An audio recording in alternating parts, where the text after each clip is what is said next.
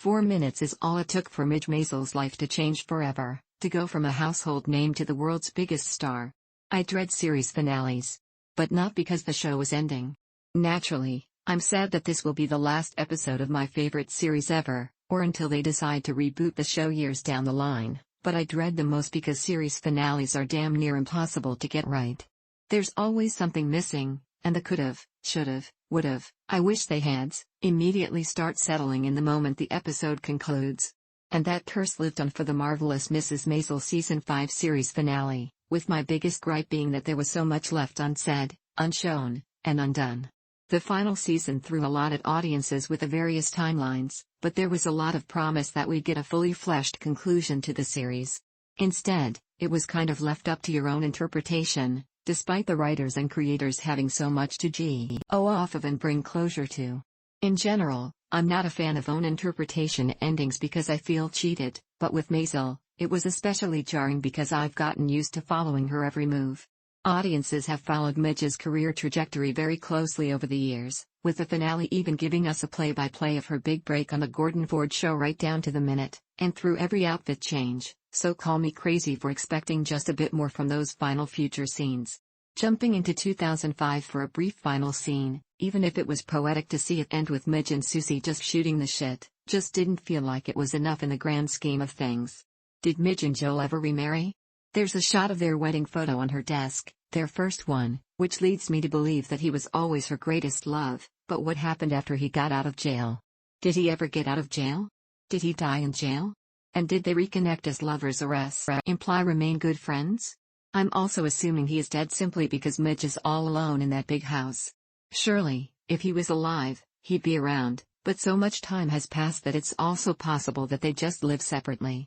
It's also to be believed that both of Midge's parents, along with Joel's, died, but there's no confirmation on the hows and whens. Did Mama Rose succumb to her illness?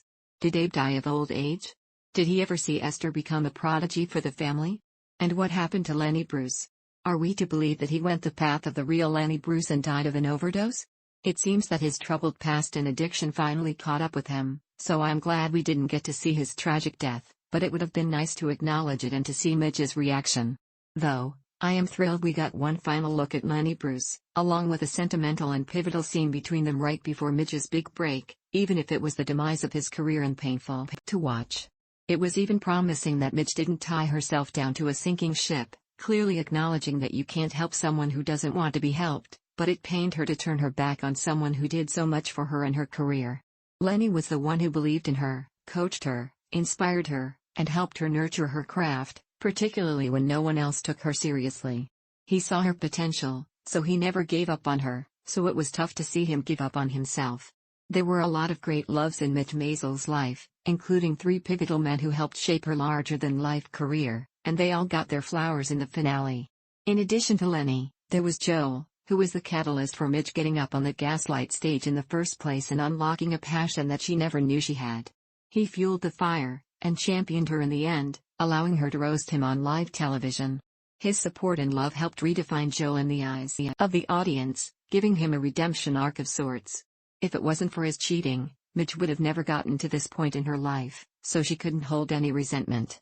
The moments between him and Midge when she was gearing up to take the Gordon Ford stage, and then the moment immediately after when she blew him a kiss, were so genuine and proof that he was always the one. Not to mention she left him tickets under the one that got away.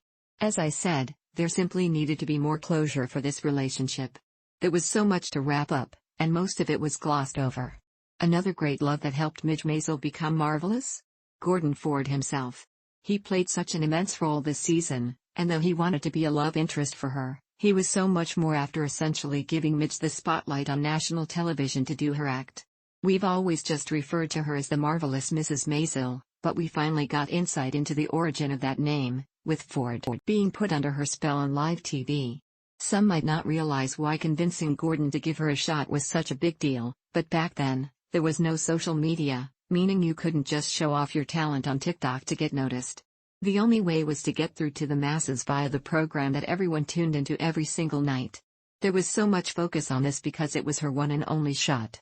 Gordon never wanted to put Midge on the air, and there's a lot to that because he didn't want someone to outshine him, But he was also even more peeved Midge and Susie went around him and enlisted his wife Hetty to get it done. He tried to block Midge at every single turn, but there was no denying the immense talent sitting on that stool. And eventually, Midge took it into her own hands, essentially giving herself the big break. There wasn't much to lose at this point. She didn't care for the job as a writer, so she just went all in, hoping for the best but preparing for the worst. Next to hopping on the Gaslight stage, it was the best decision she's ever made. In mere moments, she had everyone in tears of laughter, Gordon included. Everyone she loved was there, sitting in that room, supporting her unconditionally, for what may have been the first time ever. It was her moment, the moment she's been preparing for her entire life, and she owned it. All of Susie's sacrifices were worth it and finally paid off, including asking Hetty for a favor. It's unclear if Hetty and Susie ever crossed paths again, but at least she was no longer a sour memory for her but a life-changing one. As Midge's career propelled to new heights, so did Susie's. Hopefully, Hetty is now a distant but fondish memory in the grand scheme of her life. Comedy has always been Midge's greatest love, but her greatest relationship was the one built with Susie. There were, and continue to be, the dynamic duo. There is no Midge without Susie and vice versa. They were always the love story. And they couldn't have done it without each other. In the flash-forward scene in 2005, it's evident that they aren't just business partners, they are lifelong friends. I'm genuinely happy that they found their way back to each other after their big fight, another scene I wish we would have gotten to see, and from the looks of it, all they now have is each other in a lifetime of memories and adventures to look back on. Admittedly, Midge's 2005 look was quite jolting, but Susie rocking those long gray locks and a boho outfit in her tropical oasis was a complete vibe. It just made sense. Seeing the two of them just watching Jeopardy!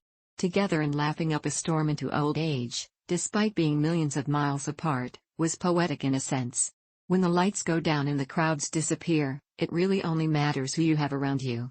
Midge had a lot of people that cared for her in life, but she cultivated a unique relationship with Susie, one of the only people who ever really knew the real her, including the person she was before became famous. But despite all of the success, there was also something so lonely about this scene, which may speak to the isolation celebrities in general feel going into their old age when they are no longer the hot thing around. These two did it. There was so much to be proud of in terms of reflecting on how far they've come, how much they achieved, and how many obstacles they jumped over to get there, but it somehow felt empty, as if all of the good parts were over and coming to an end. It was symbolic of the end of the episode. Midge had big dreams for her life, dreams she achieved and then some. But this very scene of her walking around her ginormous house all by herself was a reminder to enjoy the journey rather than the destination. And that's essentially what we all did while watching this story pan out for 5 seasons. And while they were so focused on those goals, the best days were pre-fame when she and Susie were hustling and grinding together. Midge gave up so much to get so much, but loneliness seems to come with the territory. It was the price Midge paid, willingly, and while it's again up to one's own interpretation, I don't think she ever regretted a thing. She lived the grand life she envisioned for herself, and Susie was that constant reminder of it. The Marvelous Mrs. Maisel series finale may have been disappointing in some ways as it wasn't the cliché happy ending I hoped for, nor did it give us all the closure we were looking for, but in other ways, particularly in the scenes leading up to Midge's big break, it was absolutely perfect and marvelous and exactly the show we fell in love with, from Midge's monologue to her leaps of faith and everything in between. So, while I craved more and wasn't a fan of the unknowns fluttering around, there was also a beauty to the simplicity, and I can appreciate it for what it was, incredible storytelling that brought us this visually compelling, hilarious, witty, and inspiring series in the first place. It's sad to see it all come to an end, but the least we can do is make Midge and Susie proud by going through our lives with the tits-up attitude, enjoying the journey just as much as the destination. Thank you, writers, creators, and everyone working in front of the cameras and behind the scenes, and good night.